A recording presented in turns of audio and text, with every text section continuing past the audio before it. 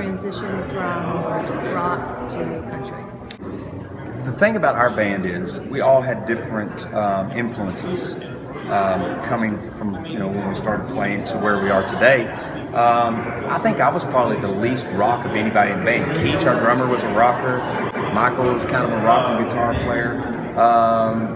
Richie wasn't as much a rocker, but I was like Ronnie Millsap, George Strait, Kenny Rogers. Those were, but I think once I put this little band together, the cool thing, we took all of our influences and just kind of melted into what is now known as Lonestar. I mean, and it works great. I mean, from the songs we write to the way we connect with the audience. I think we learned something from our roots, playing in clubs, having to do rock, having to do country, having to do pop. And so you take all those influences and it works out to be who we are today. Well, it's an excellent band, and I thought the show tonight was fabulous. Thank you. I saw both of you, Lonestar and Phill Vassar, separately, but together it was dynamite. Thanks. How did that come about? Actually, Phil reached out to me and he said, "Hey, I've done this Christmas tour for the last couple of years, and last year I had Kelly Pickler, and man, you think y'all be interested in coming out and doing it with me?" And we've been friends for 25 plus years.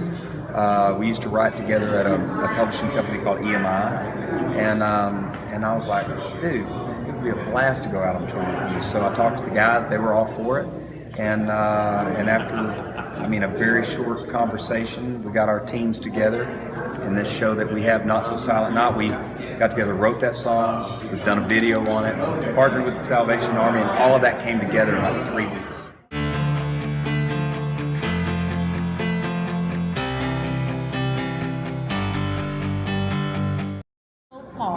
What has been your best part of the tour? We've had a lot of great shows. All of that's been great, but probably for me, the greatest thing has just been hanging out with my buddy Phill again. I mean, he's just, he's the real deal. Super talented, all that stuff's a given, but just him as a guy, it's been my favorite part, just reconnecting with him. Any challenges that you had to overcome on the tour?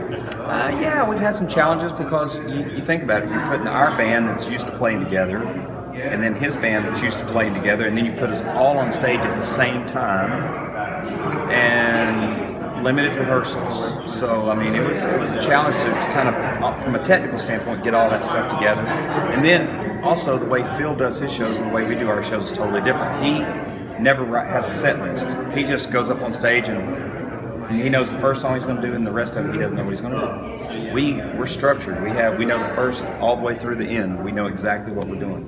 And so, to kind of getting a little bit of his world and a little bit of our world within one show was a trick. What were some of the strengths that the two groups utilized to get to that point? Well, it starts with two great singers. Between Phill and Richie, that's two amazing singers. And then both his band and our band, I think we're all really good. And you just take those strengths, we had to, there was some give and take. Phill is a really strong singer, like he belts, and Richie is a more dynamic singer. It's really a cool dynamic though when you put the show out there, how we've done it, to hear the differences between the two. And I think it's made for just an incredible show. It was a really amazing show, and I really loved when the woman from the Salvation Army came up. Yeah. How did you select?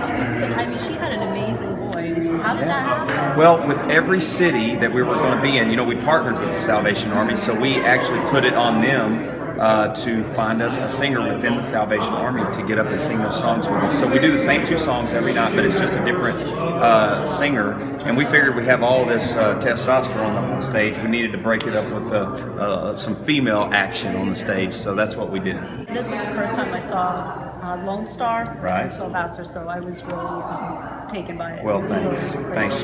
Like I said, he's such an amazing entertainer, great singer, songwriter, and we've been around 26 years, had 10 number ones and 22 top 10s, so we kind of got it figured out too.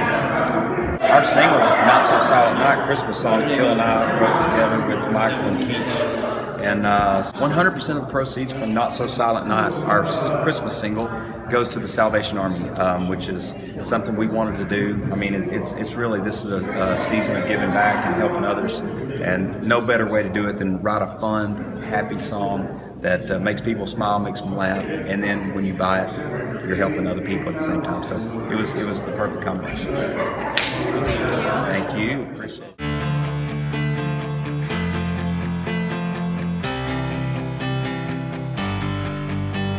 What has been your favorite part of the tour so far? I mean, just hanging out with the Lonestar guys has been so much fun. We're good, we're all good buddies. We've been friends since way before we got record deals or had hit records or any of that stuff. So it's fun to get to do this. It's almost like old school, going back in time and, talking about the old stories. And of course, we've all had these big careers, and then we kind of come back together all these years later, like 20 years later, and then we get to do this tour together. So it's been fun, and I think we'll do this again for sure.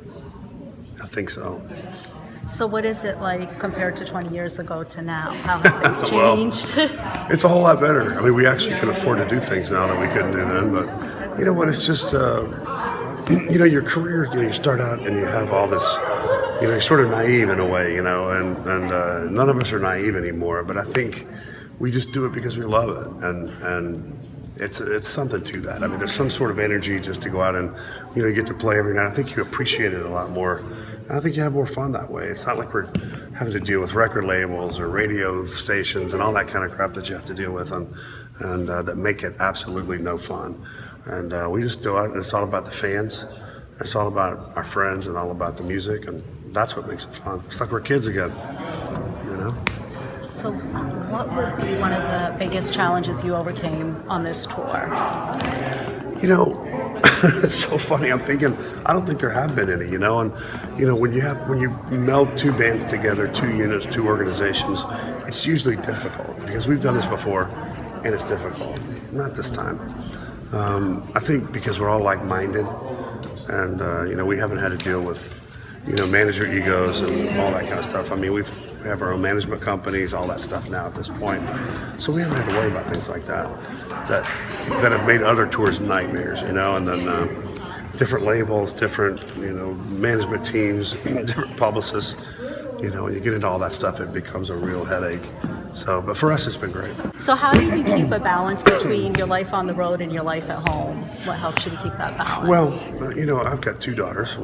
She's in Manhattan. She's 20 years old, and she's in the music business. She's a singer-songwriter, and I've got a 15-year-old dancer, and I'm a freshman in high school. So that's the hardest part of my career has always been leaving them, and that's something you have to really you deal with and you live with. But of course, I've got to do a lot of things, and they've gotten to do a lot of things because of my traveling and because I've gotten to do this, and so they're lucky kids. And the hardest part is just trying to balance with seeing them when I can. Now that they're growing up, they don't want to see me. No 15-year-old daughter wants to hang out with her dad, and my 20-year-old's kind of coming back around. She's like, Dad, maybe we can write a song. I'm like, yeah, Aww. This is really cool. So that's a lot of fun. Nice.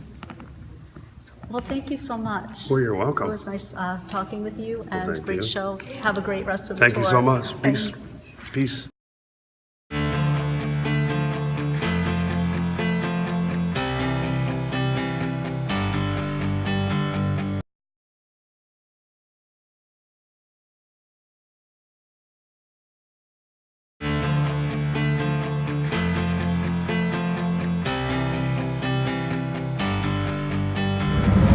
Hi, Nick. Thank you for this time. Hi, Janet. Thank you.